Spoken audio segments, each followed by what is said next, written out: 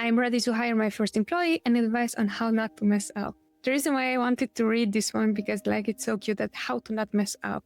I'm here to tell you that you are going to mess up 100%, even when you are super expert, because you are going to be biased most of the time. So I'm here to tell you that it's okay to mess up and to learn from the mess up. Now, if you're ready to hire your first employee, it's going to be very important for you to know exactly what the job looks like that you're going to hire out. The reason why I'm saying this is because now that I'm zooming out and understanding the hiring process, first off, the hiring process itself should not be easy, because if it is super easy, then it means that probably there's not well thought through. So first thing that I would do when it comes down to hiring, sit down and write down all the qualities of the person you want to hire. And then the second thing is you must acknowledge if this is an expert that you would hire, or is this a follower who you would give the step-by-step process. We were just talking about SOPs. Is this a person you would handle your SOPs the way you like things done, and they don't have to think for themselves as much rather than follow instructions? Based on those two pillars,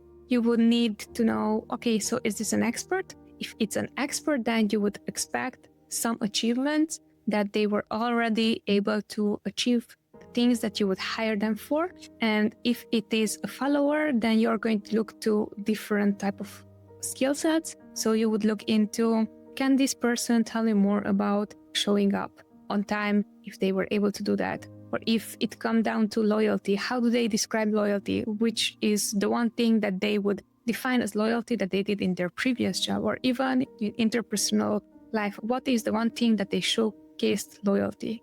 It's going to be two different segments that you would need to know clearly. Is this for the skill set that they already have and I don't have to invest in them that much? Or is it someone starting from zero and I might be needed to invest in them? If you know right now, you are set up 80% for success.